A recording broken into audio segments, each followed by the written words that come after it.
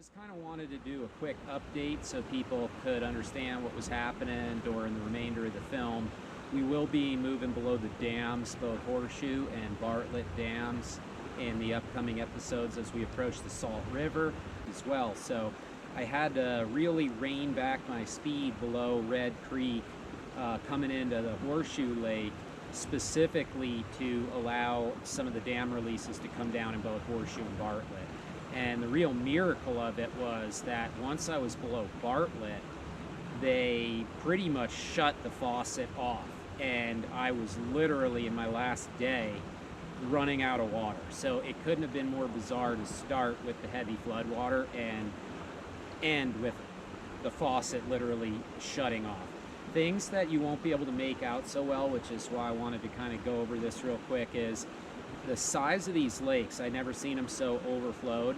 So you'll realize most of the trees are just treetops that look like bushes all around. In Bartlett, there was actually an RV that was underwater. I didn't want to paddle the mile to get over to it, but I saw this white island in the middle of the lake, and come to find out there were RVs at Bartlett that were somehow left there and went totally underwater. So that was wild. And then furthermore, I wanted to talk about the Horseshoe incident.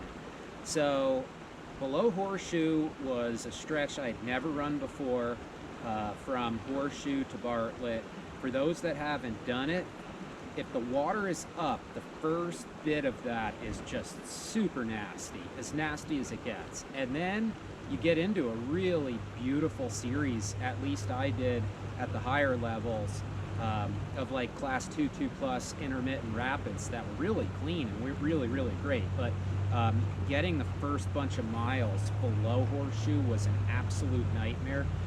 So that was really my nightmare. That's why I had a saw on me, I had the pin kits on me, and to my surprise, 30 seconds on rolling video, as you're gonna see, when I got this bad feeling and I say something like, I have a bad feeling, or I don't like this, 30 to 45 seconds later after that, I come around this corner and there was a fork in the river, and the left side had a blind right turn.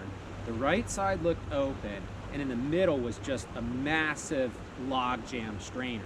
So I went to go right, and then at the last second, I noticed that there is a tree an inch above the water. I couldn't see it. It was the worst possible situation is how it hid from me. So I tried to split back to the left, and I never made it to the left-hand side again. And what really duped me was I was out of the corner of my eye, not focusing, but knew that mid-river strainer was there, and there was actually some logs sticking up in front of it, about 20 feet in front of that strainer. And so I clipped those, then worried about pinning and drowning in the strainer. When I went in the water, I actually felt myself push off a few of the debris as I moved my body around the strainer, pin the board, worst pin I've ever had with it. It was shoved under all the logs. Really didn't know how I could possibly even get over to it. I was able to get in there and get on top of this overhanging tree. And that's right about when I heard the GoPro battery cash out on my helmet, and it died. And that's why I'm making this little video, so that you know what happens when you see that section. And so just so you know what happened, the video died. I got on some tree, and I'm above this real swift water 3 feet under me. I felt like a high-angle steel worker, because if I fell in there, it's going to wash right in the strainer, which concerned me. And if I hadn't had the collapsible saw that whole trip on my vest, I don't know what I was going to do. I literally had the collapsible saw on my vest. I couldn't get it to anything on the board, and I was able to use that saw over the course of about an hour to cut the board out of there. The video would build up charge in that battery, so I would turn it on and it would run for like 10 seconds as I was cutting, and then I'd hear it cash out again. So I just kept squeezing all the video I could out of that battery. All the other batteries were on the board pinned. So this epic moment, here's your description of it, because when you see a bunch of random clips, that's why that battery just kept dying, and I was just squeezing out what I could. What you don't get to see is eventually the log and everything I cut, it gave way, the board flushed out, broke out, and I actually dove. I had everything kind of ready. I knew if it went, just jump for it.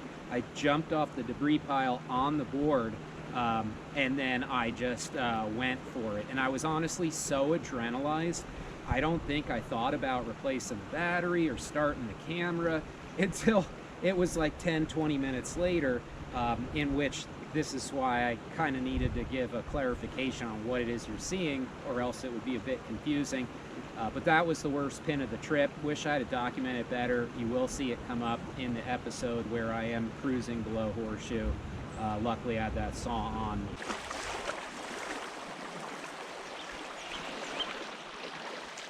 Now what? Oh man, that's not good. This is what I was not worried about. Was fast, narrow. Not able to portage.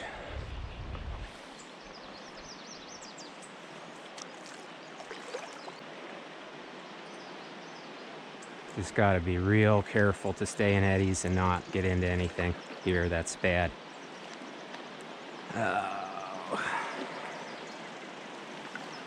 And it's so hard, right, to portage because like all of what's around you is a swamp. So there's no real way for me to do anything. And that looks like it's totally strained out and I can't get through. Let me see.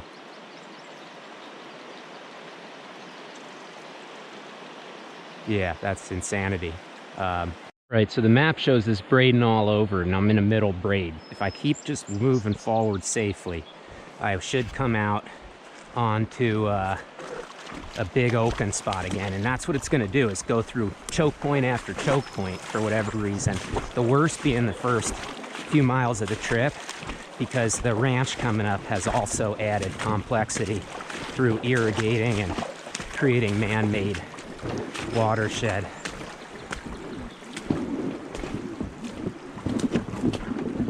Not sure if I can get through here or not. We're about to find out. Don't really know. We're gonna try.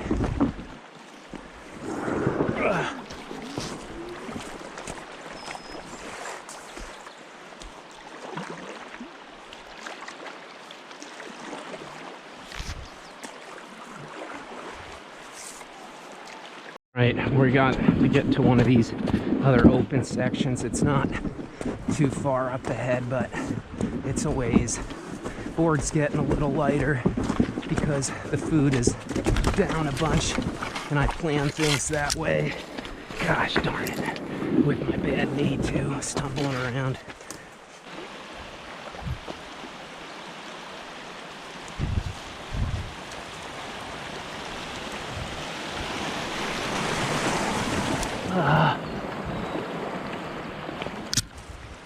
Can't even see because the sun is so bad right where I need it not to be. And this is nature too, you know, it's always going to put 9 things together, and that's when I always know to get heads up as a sign.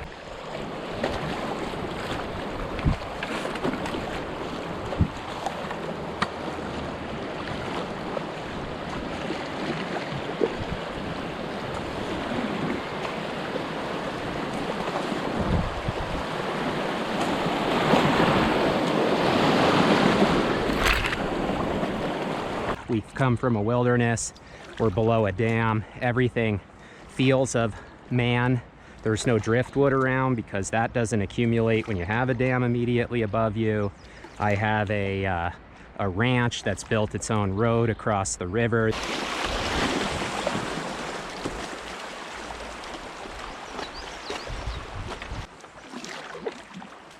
So the problem here is it looks all mellow, but if you paddle and I start speeding up, you know, there's not a lot of eddies and reeds. I don't like reeds. I mean, places there's little shorelines and stuff, at least it's not moving fast here, but if it starts picking up, like right here I have one, see, pocket eddy on the right, but you get into the thick of this and there's nowhere. Like you can't stuff your board in anywhere, even if it's 1 by 1 foot. So you're just like trapped. So as long as the speed is this, fine, but like,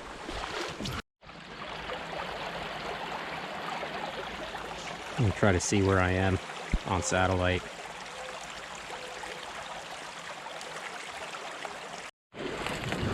straightforward for sure. Again, it's always nice to just have a straightforward section.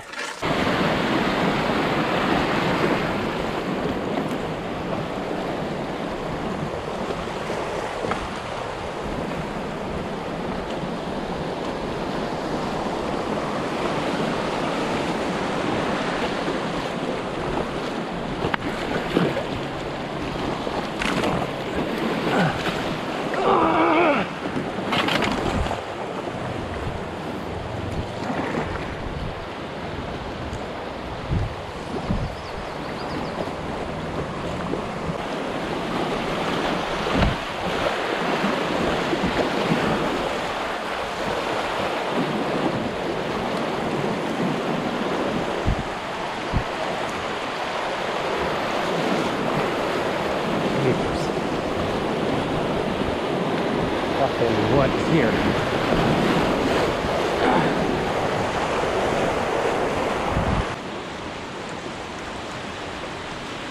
All right, we got an eddy straight ahead I can punch into if something goes bad here, and I think it is.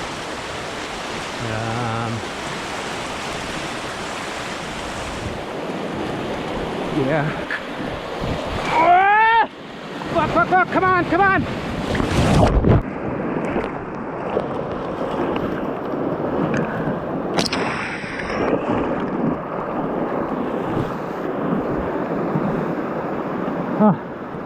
Okay. Okay. I'm okay. That was so stupid and unnecessary. All I needed to do was hug that and bank, but I saw that and then I changed my mind. Oh man. So I have like the worst pin possible upstream from this pin, so I gotta figure out what we're gonna do. Luckily the saw is on me,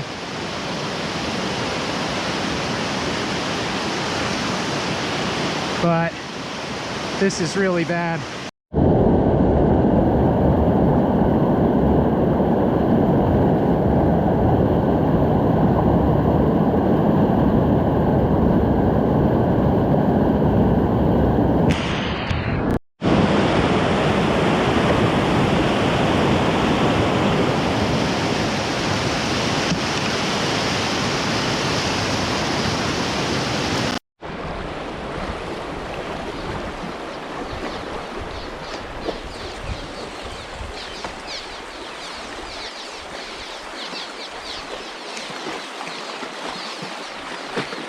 Swallows.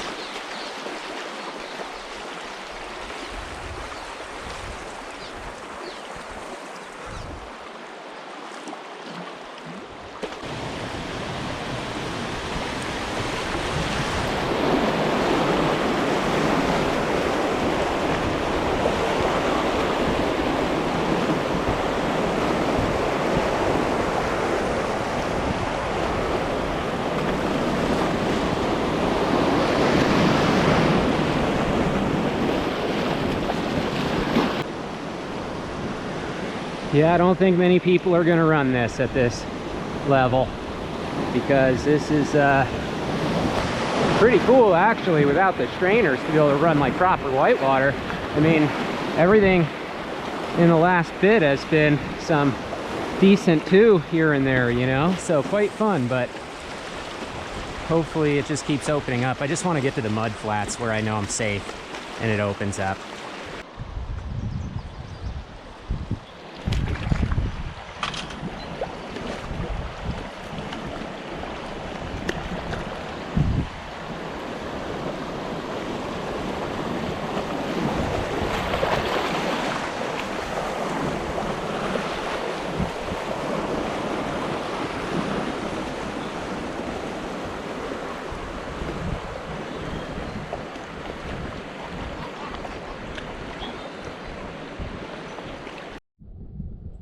So a lot of boats out here, mostly fishermen. There's a marina that's about halfway, and we've had a headwind the entire time. and I've been paddling as hard as I absolutely can the entire time. And I don't know how far we've made it or not, so we'll see. So I met one guy that had been coming here for 40 years and said he'd never do what I just did. And then I had another fellow tell me that he can't say exactly how far to the marina, but that he drove at 40 miles an hour for 10 straight minutes along the edge of this. And so that's to give you an idea. And that's not the end. That's just where I want to get to now. So I'm gonna keep pumping. A little different vibe than Red Creek, huh? People everywhere. There's like a dune buggy ripping up the dirt over there. It is just like motorized mayhem. Loudspeakers, full-on guy on a microphone, like literally announcing, like next stop up, putting on next track. Rave party, 2023, I'm pulling in.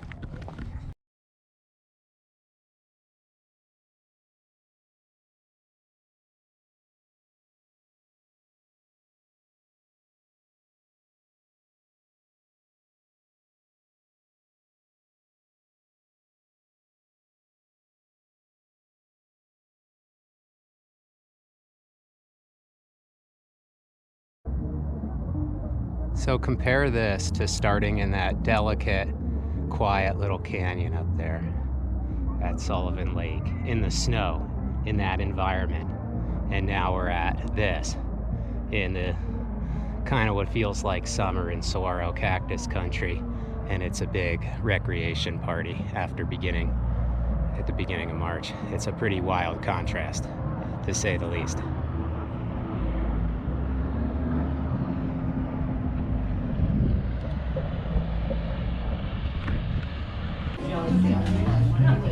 We are officially in the Matrix.